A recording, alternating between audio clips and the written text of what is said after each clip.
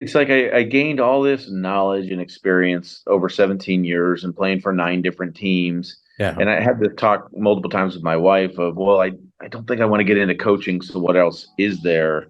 I just don't want these experiences and this knowledge to kind of go to waste. And it just ended up being perfect timing. You're working with Amazon to deliver packages in the Rivian electric delivery van. So, how was it getting behind the wheel of the EDV and going door to door for deliveries?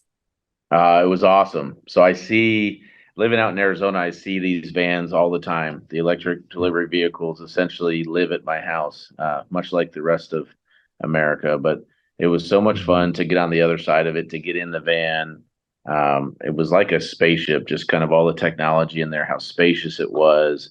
And I was able to do it with Richard Sherman. So we had a pretty good time going around neighborhoods and delivering some stuff. And it was fun to see how amazing these things are, and yeah, we had a great day. What would you say would be your favorite feature when it comes to the van?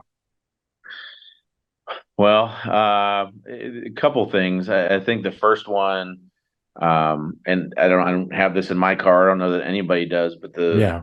you have a 360 view of kind of everything around you. So as a Mm. driver, there was like this great sense of comfort being able to know where everything was. There were no so-called blind spots, being able to see everything. I thought that was really cool. Just the electric delivery van, its ability to kind of pick up and go. That was cool. And then just even the packaging in the back and the way that everything fit in there so seamlessly. And my favorite part of the day was just meeting some of the workers, some of the people that drive these vans, and how excited they were to be behind them and be part of this. It was really neat for us to get that behind the scenes look and to be able to kind of say hi and talk to some of those people about it. Course, and just driving around in the EDV and meeting the people who work at Amazon and delivering packages give you a better understanding of what Amazon drivers go through on a daily basis. Yeah, it does. And even just seeing the facilities and the way that the work that goes on behind the scenes and everything they have to do to get these packages ready, quite amazing. It's an amazing process. For us, I think it's so ingrained in us now just to hit buy and expect it to be there by 2 p.m. But it's super cool to see the inner workings of how that works, the organization of how that works, and then just these humans, the human element of these drivers, and how much they enjoy not just working for Amazon but being in these electric delivery vehicles. It's so cool, and it's added a coolness factor to their job as well, being able to get to do that. Of course, and over the years, Amazon has been, the go-to place for many people when it comes to shopping, and not just for the holiday season. So, how often do you use Amazon to shop, and will you use it more during the holidays? Yeah, quite frequently. I think I know most of the drivers by name now, as they stop by my house 1, 2, or 3 times a day. Yeah. Most of the time, the package doesn't say my name on it, though. It's got my wife's name on it. But Hmm. I definitely have gained a deeper sense of appreciation for them and the work that they do, and really just the behind the scenes efforts and everything they have. They've got it so dialed in. But I think we'll see an uptick here during the holiday season. Really excited, not just for the ordering stuff for Christmas and the gifts and everything else, but we've got our Black Friday football game coming up, so the synergies with that and Amazon, I think, will be nice. Of course, yeah, I want to talk about the Black Friday football game here in a little bit, but of course, you're an analyst for Thursday Night Football, which is on Prime Video. What do you like most about working on that telecast? I think, being in year two and being a little more settled. I mean, last year, I think everybody was just trying to figure it out. But Yeah. I think, we are part of a team. And the team, I think everybody sees the on air talent, which would involve, at least on my end of it, it's me and Carissa Thompson, Tony Gonzalez, Richard Sherman, and Andrew Whitworth, Hmm. along with Taylor Rooks, Michael Smith. That is really fun because we really have formed a team. We formed a bond. We love going on the road together.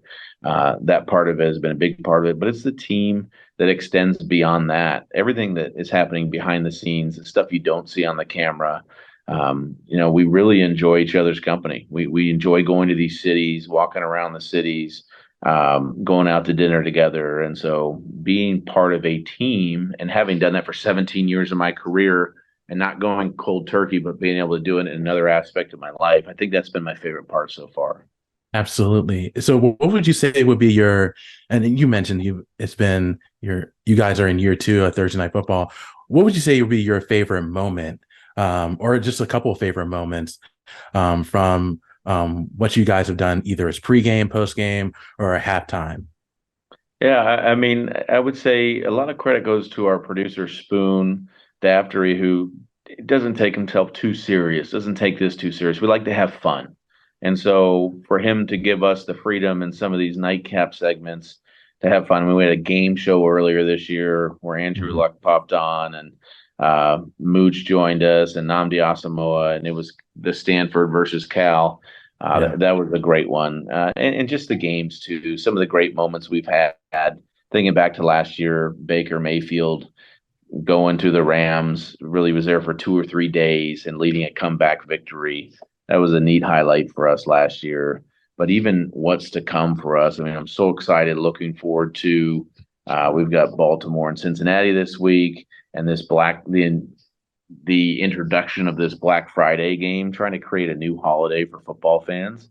Somehow we found a day that didn't have football that could include it. Yeah, So I'm really excited. I know the whole team is to be involved with that, to be in New York.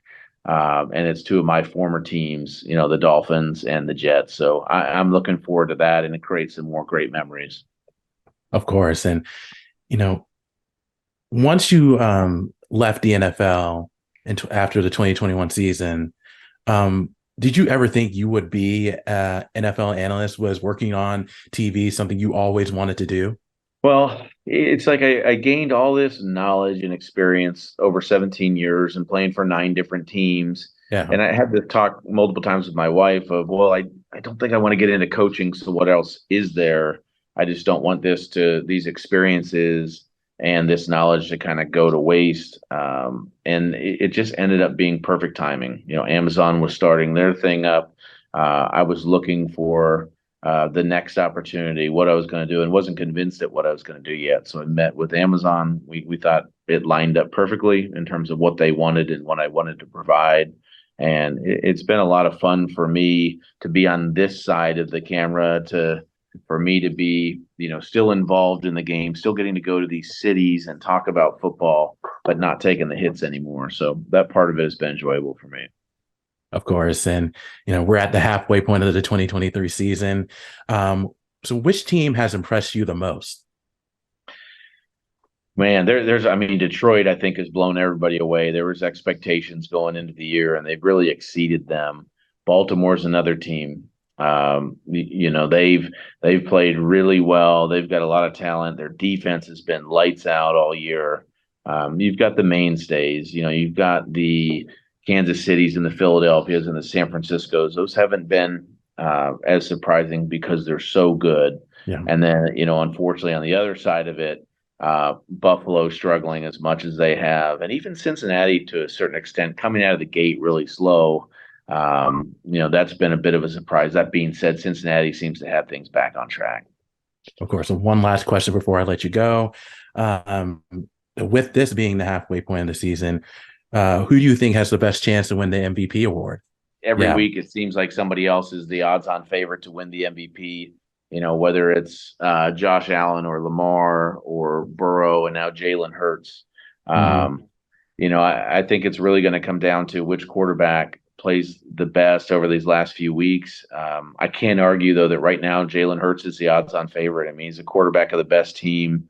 He's really been very consistent this year. So if I had to guess, though, I'm going to say Joe Burrow is going to make a run at it Mhm. because of how he's going to perform these last 8 weeks of the season. And I would say Joe Burrow, for me, is my favorite right now. Yeah, it should be a really interesting second half of the season. Well, Ryan, thank you so much for your time. I really do appreciate it, and have fun the rest of the season.